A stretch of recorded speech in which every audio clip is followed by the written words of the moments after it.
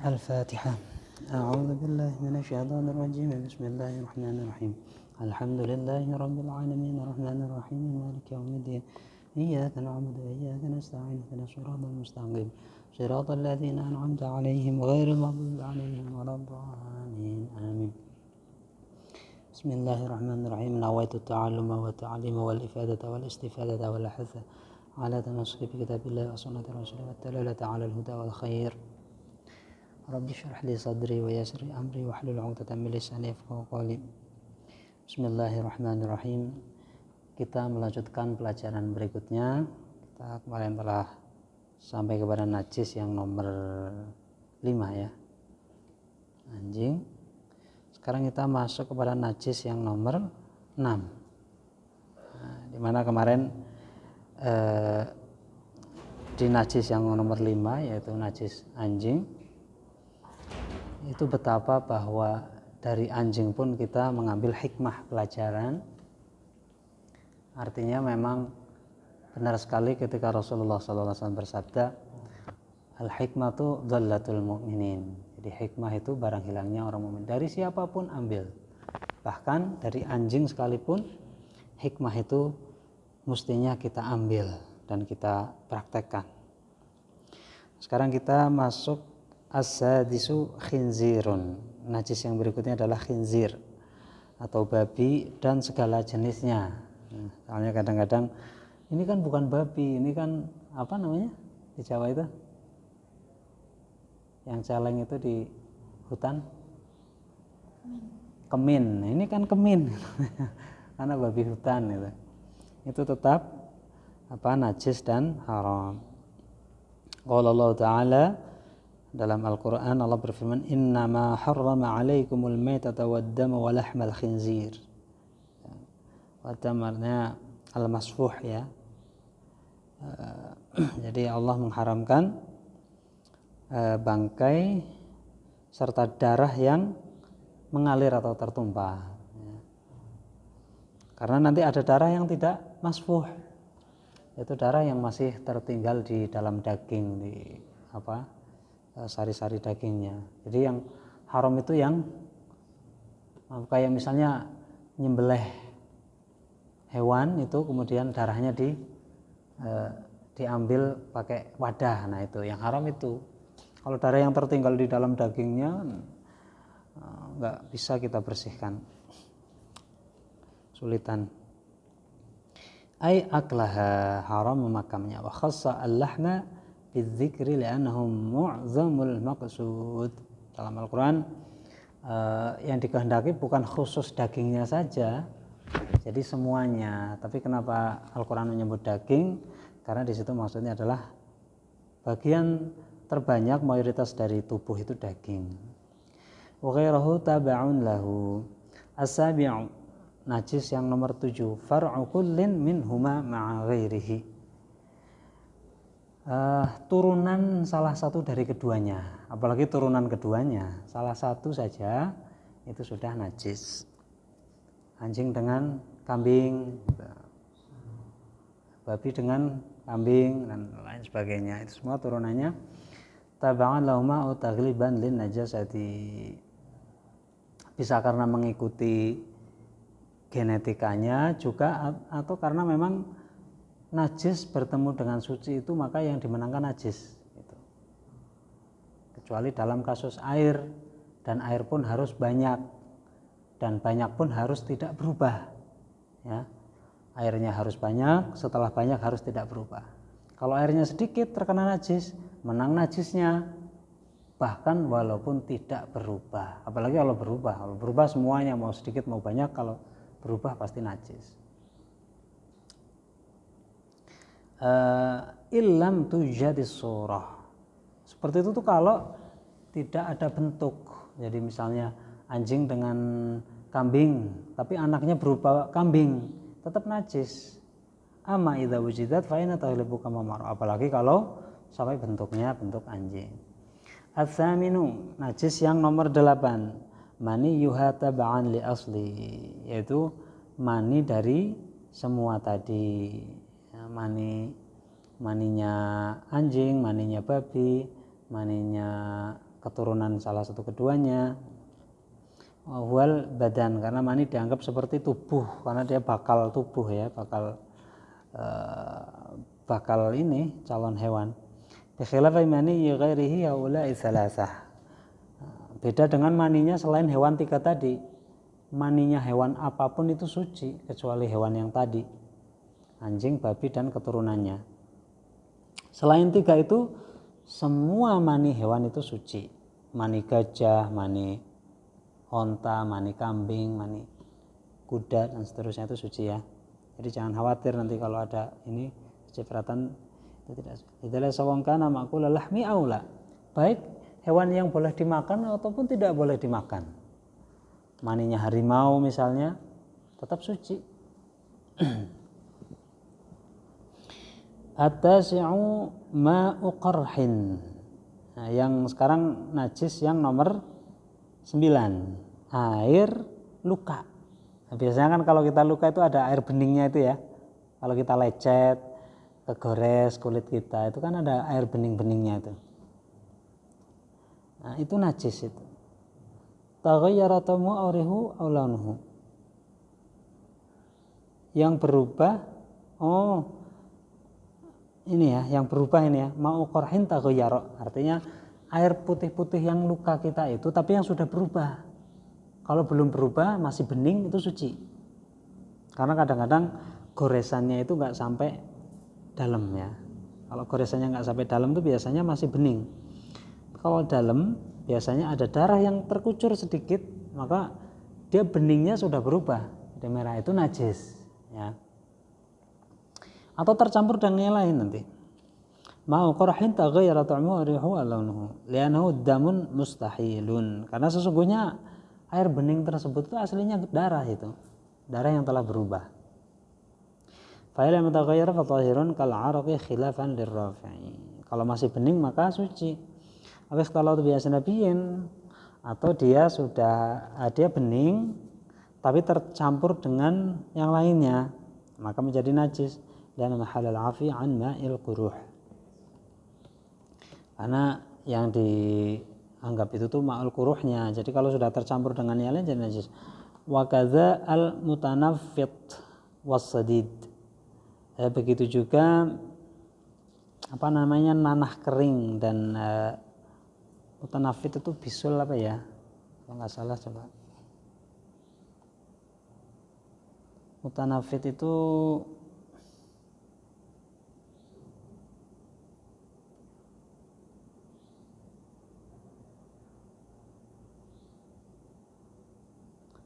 sakit cacar ya. Mutanafit itu kayak cacar itu. Mutanafit wasadid wa nawwa ma lam takhtalit bidzalik wala min nafsi kadami 'ainihi wa riqihi. Cairan cacar atau ini biasanya ada pelentingan apa itu namanya? Ngemu nanah itu bahasa Jawanya itu. Yang bening itulah. Biasanya kan ada kalau di pesantren itu gudik gitu. Kan ada yang pelenting itu banyak. Kadang di jari kita kalau lagi gatal digaruk-garuk suka pelenting itu yang bisa dipecahin itu. Nah, itu suci itu. Kan bening airnya. Tanafit wasadid atau nanah yang sudah mengering. Kan biasanya nih kalau kita korengan itu gatal itu kan kadang nanti kalau sudah sekian lama bisa kita kelupas itu kan. Bisa kita kelupas, itu kan nanah mengering itu yang kita kelupas. Sodid itu bahasa Arabnya, sodid. Kalau mutanafit itu yang benjol-benjol kayak digigit nyamuk tapi enggak gede, kecil gitu. Kecil, bening-bening itu bisa dipecah. Itu suci. Baik sodid maupun mutanafit itu suci malam takhtalit bidzalika walau min nafsi kadami. Asalkan belum bercampur dengan yang lain. Walaupun dari dirinya sendiri, contohnya bercampur dengan air mata, itu jadi najis. Bercampur dengan air liur kita, itu jadi najis. Penting belum tercampur pokoknya. Al-ashiru, sekarang yang ke-10. Yang ke-10 adalah sadid. Wa ma'un raqiqun yukhalatuhu damun. Yaitu nanah yang tercampur dengan ini darah. Dan ini nanti kedua-duanya baik darah maupun nanah ini kalau sedikit dimakfu ya, sedikit. Nah, cuman batasan sedikitnya ini rada sulit ya. Pokoknya ya kira-kira umumnya orang bilangnya sedikit gitu. Itu dianggap tidak najis. Misalnya kena nanah atau kena darah sedikit di baju kita itu pakai sholat nggak apa-apa. Nah, kalau orang bilangnya masih bilang sedikit ya berarti itu sedikit. Al-hadi asyara al-qayhu li'annahu damun mustahilun. Najis yang nomor 11 adalah nanah. Nah, ini nanah dan darah ini najis ya. Nanah itu termasuk najis. Kenapa? Karena li'annahu damun mustahilun, karena dia juga tergolong darah yang telah berubah karena bakteri atau penyakit atau kuman atau apa, darahnya berubah menjadi seperti itu warnanya. Atsani asyara, yang ke-12, mirratun. Najis yang nomor 12 adalah mirrah, bikasril mim wa hiya ma fil mararah. Itu sesuatu yang tertinggal di kulit. Artinya di kulit yang sudah dikelupas dari badannya, ya, kulit kambing atau kulit sapi yang sudah dikelupas, itu yang menempel di kulitnya bagian dalam itu najis. Otomatis asal sudah dicuci ya sudah suci, asal disiram gitu secukupnya udah jadi suci itu. Al-jilda wa amma nafsuha fa mutanajasun taturu bil ghusli. Adapun kulitnya itu enggak najis kalau kulitnya tidak najis. Jadi asal sudah dicuci maka sudah menjadi suci. Fayajuzu akluha in kanat min haywanin ma'kulin. Dan tentunya setelah dicuci kulit hewan itu boleh dimakan. Artinya khusus bagi hewan yang boleh dimakan seperti kambing, kijang, dan lain-lain yang boleh dimakan. Kal karishi, seperti karish. Karish ini apa namanya? Karish itu kok kayak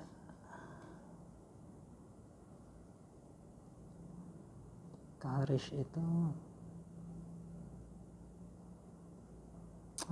apa namanya? Babat, jeroan, ini jeroan. Karish ini jeroan. Kal karishi bi fathil kaf wa kasr ra. Ya, jeroan. Ini boleh dimakan ya, suci. Wal kabidi wattihal, seperti hati dan limpa. Empela sama hati itu suci walaupun itu darah, itu suci dan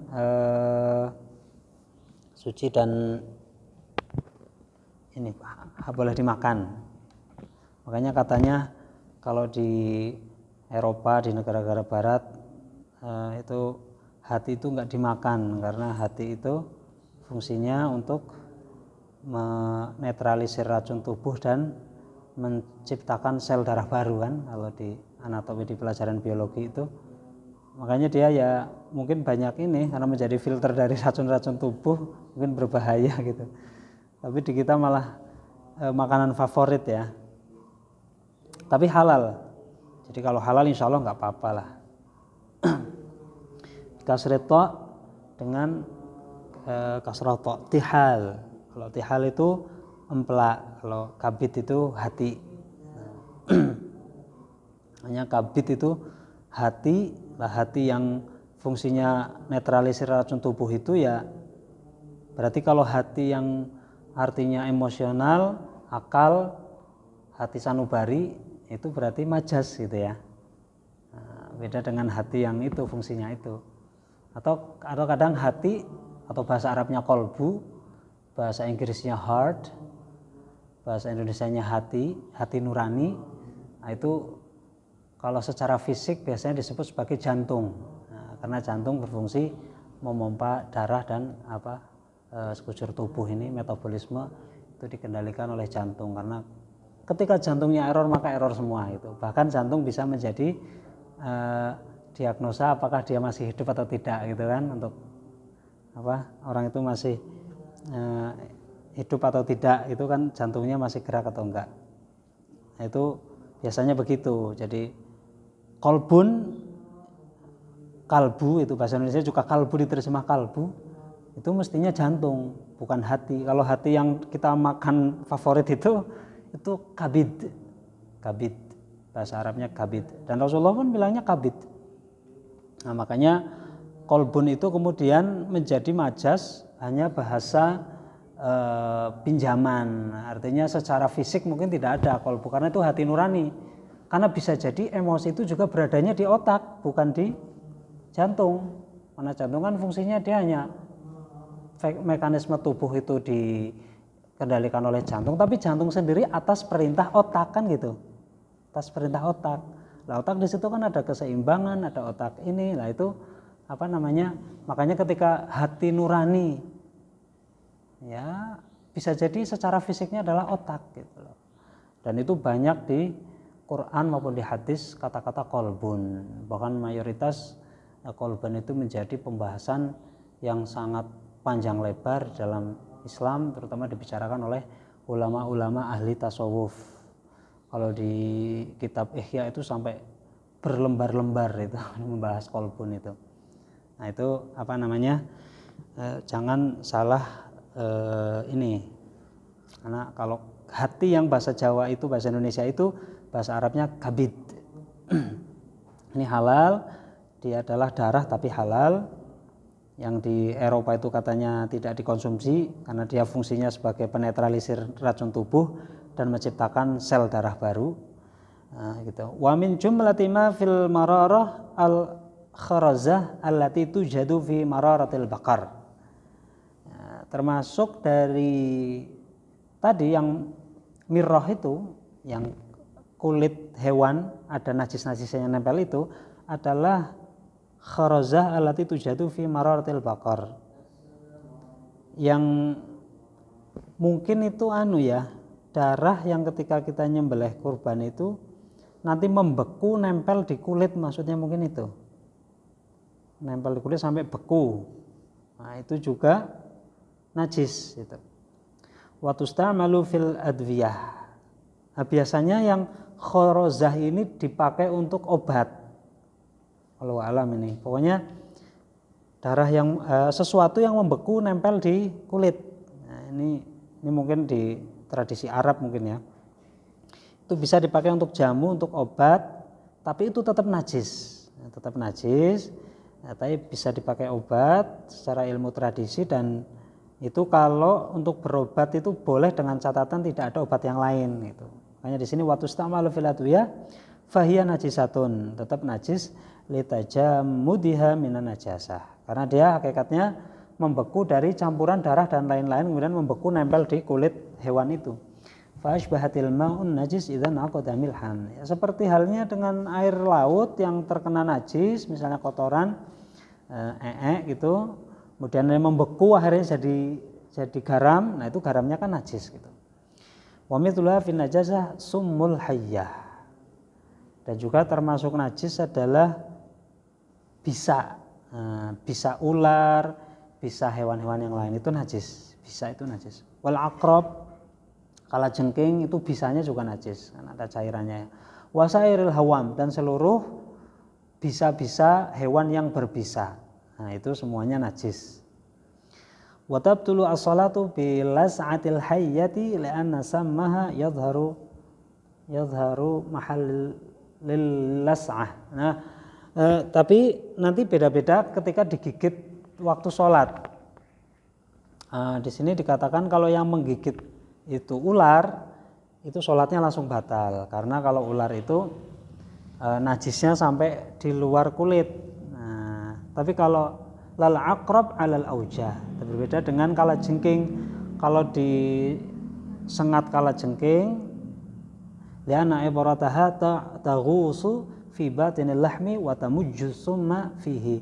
Kalau disengat kalajengking katanya sengatannya itu lebih dalam dan dia tidak akan, bisanya itu tidak keluar sampai ke luar kulit, ini katanya. Berbeda dengan ular, kalau ular itu sampai keluar karena mungkin gigitannya lebih ini ya ular, dan dia giginya kan lebih besar dibanding sengatan kalajengking mungkin gitu. Jadi kalau najisnya keluar dari kulit, bisanya keluar dari kulit, maka menjadi najis dan sholatnya batal, nanti diulang. Tapi kalau kalajengking itu biasanya racunnya itu hanya di dalam. Ketika sengatannya dicabut, dia nggak ikut keluar karena saking tajamnya. Karena najis-najis yang ada di dalam kulit itu tidak wajib disucikan. Nah, ini sesuai dengan teori atau kaidah hukum tato. Hukum tato, karena tato itu meskipun darah bercampur dengan tinta itu kan menjadi najis, karena darah kalau bercampur dengan lain menjadi najis. Tapi karena tato ini berada di dalam kulit, maka tidak wajib disucikan gitu. Karena tato itu sifatnya di dalam kulit, nggak di luar. Nah, tidak wajib disucikan, sehingga tidak apa-apa, dipakai sholat juga nggak apa-apa. Jadi haramnya itu bukan najisnya, yang haramnya itu karena merusak tubuh. Nah, itu kan sakit itu ya, bahkan mungkin bisa jadi penyakit kalau udah tua. Itu jadi keharamannya bukan karena membawa najis kemudian sholat nggak sah, wudhu nggak sah, bukan. Wudhu tetap sah, mandi sah, sholatnya sah, tapi haram kenapa? Karena menurut sebagian ulama itu termasuk merusak tubuh. Lian ibrataha taghusu fi batinil lahmi wa tamujsumma fihi wala yajibu ghusluhu. Ya, karena enggak wajib membasuh najis yang ada di dalam kulit, itu tidak wajib. Seperti misalnya bisul. Nah, bisul kan najisnya banyak itu. Nanahnya menggumpal, kotorannya menggumpal di dalam, itu enggak wajib disucikan. Enggak wajib. Udah wudu ya tetap sah, sholatnya tetap sah, enggak perlu diulang gitu. Karena itu berada di dalam gitu. Misalnya nanahan tapi nanah yang masih berupa benjolan itu, bentol-bentol yang gede itu, ya tetap sah wudunya dan tidak harus dicuci karena masih di dalam kulit, itu dianggap tidak najis. Wala yajibu ghuslu, kecuali kalau pecah itu langsung najis, harus dicuci. Fa in kanat min haywanin la yatanawal illa laban fatahiratun wa illa famatnajasatun. Wa amal anfahah fa in kana min haywanin lam yatanawal illa laban fatahiratun wa illa famatnajasatun. Anfahah itu apa ya, kuning-kuning yang ada di hewan yang masih kecil. Ini belum pernah pengalaman sih. Intinya itu anfahah itu hewan anak kambing yang masih kecil, belum makan apa-apa kecuali susu induknya. Itu di perutnya itu suci itu. Suci ketika belum makan apa-apa itu suci. Gitu, maksudnya gitu. Baru minum susu induknya. Kalau anak kambing atau sapi atau kerbau ini sudah makan selain susu, maka yang di dalamnya itu najis. Ini namanya anfahah. Ini daleman, di sini daleman kuning-kuning yang ada di dalamnya perut anak kambing yang belum makan apapun kecuali susu. Wallahu a'lam, belum tahu. As-salisa asyara, yang ke-13. Muskirun ma'un min khamrin wa ghairihi. Najis yang ke-13 adalah cairan yang memabukkan. Jadi syaratnya berupa cairan ya. Kalau enggak cairan enggak najis. Berarti yang kemarin saya sebutkan ekstasi itu enggak najis ya. Ekstasi, ganja, morfin, itu sabu-sabu itu enggak najis. Yang najis itu yang cair. Jadi muskirun ma'i'un min khamrin wa ghairihi. Cairan yang memabukkan baik dari khamr maupun yang lain. Wa kharaja bil ma'i' al-hashishah. Nah, tidak termasuk najis walaupun memabukkan adalah hashishah. Hashishah itu daun ganja. Wal banju. Banju itu tumbuhan, ini bi fathil ba wa huwa nabatun lahu habbun, tumbuhan yang berbiji, bahwa dia mempunyai biji, buahnya mempunyai biji, yakhbatu al-aqla wa yurithul khabal. Kalau dikonsumsi biji tersebut itu bisa menghilangkan akal. Dan sempoyongan, khabal itu sempoyongan. Ya orang mabuk gitulah. Itu suci. fainahuma ma'a tahrimima zahiran, kedua-duanya walaupun haram tapi suci. Wa kadzalika al-ufyun wa za'faran, dan juga ufyun, candu. Candu ya, ini enggak pengalaman ya orang-orang yang tahu ini. Wa za'faran wal ambar wa jauzatut tib. Mungkin jauzatut tib ini mungkin alkohol ya, mungkin karena dia untuk kedokteran, untuk bius. Jauzatul tib ini obat bius. Obat bius itu kan juga ini, itu wahya kabiratun tuqalu walladzi yuba'u 'inda nahwil 'atar. Ini berarti sama-sama sucinya ya, karena ini tumbuhan, semuanya tadi ini tumbuhan suci. Walladzi yuba'u 'inda nahwil 'atar inma huwa nawaha lahya. Kalau yang dijual di tukang-tukang minyak wangi itu bijinya bukan buahnya, bijinya ya, yang itu tuh buahnya yang memabukkan. Tadi yang memabukkan berarti apa? Jauzah ya, jauzah itu memabukkan, tapi yang dijual di itu tuh bijinya bukan buahnya. Fakatsiru dzalika haramun lidarar bil aql, semuanya haram dikonsumsi karena membahayakan akal. Tapi suci. Wa yusuta'atil qalil minhu 'urfan, dan boleh memakan sedikit boleh selama tidak memabukkan. Wa dhabatahu ba'dhum bima la yu'athir, ya syaratnya asal tidak ngefek kepada akal. Berarti buah jauzah tadi itu. Wa yanbaghi katmu dzalika 'anil awam, dan mestinya menyimpan barang-barang tersebut, jangan diberitahukan ke orang-orang awam, nanti kepengen. Jadi ya, harus disimpan. Wastafta Syekhuna Yusuf Al-Jawi al-Mufti Muhammad Saleh fi Bai'il Ufyun. Guru saya, ini berarti Imam Nawawi Banten ini punya guru namanya Yusuf, Syekh Yusuf. Berarti beliau punya guru di Jawa juga, di Indonesia, namanya Syekh Yusuf. Berarti zaman itu orang-orang alim udah banyak di Indonesia ya. Guru saya bertanya kepada gurunya namanya Muhammad Saleh tentang menjual ufyun. Syekh, apa hukumnya menjual ufyun, wa syiraihi, dan membelinya, wa aklihi, dan memakannya, wa syurbi tukhanihi, dan meminumnya, merokoknya, karena dia bisa dijadikan asap kayak itu, shisah itu, ditaruh di air yang menguap kayak gitulah, itu disedot, itu ada asapnya begitu. Hal wa halalun haram, melakukan itu semua itu halal enggak Syekh, gitu katanya.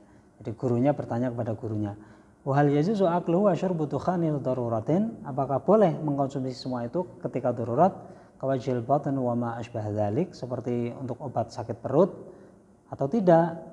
Wa hal huwa najisun aw tahirun, apakah itu najis atau suci. Nah, kemudian fabayyanal mufti, maka Syekh Saleh kemudian menjelaskan hukmu dzalika biqaulihi, hukum semua itu dengan perkataan yahrumu isti'malul afyun idza kana al musta'malu minhu qadran yuhadzirul aqla. Haram menggunakan ufyun kalau menggunakannya itu dengan kadar yang bisa membahayakan akal. Illa idza kana turra ila isti'malihi, kecuali kalau mendesak harus memakai itu, terpaksa. Bi alam yajid ghairuhu halalan, ketika tidak ditemukan obat yang lain. Wa bai'u liman yastamilu ala wajhin muharramin haramun. Baik membeli maupun menjual, kalau tujuannya untuk perbuatan haram ya menjadi haram. Wa syirauhu liistimal muharramin haramun. Pokoknya kalau difungsikan untuk sesuatu yang haram ya menjadi haram. Wa huwa fi nafsihi tahirun. Tapi afyun itu sendiri dia hukumnya suci. Ar-rabi'a asyara wallahu a'lam.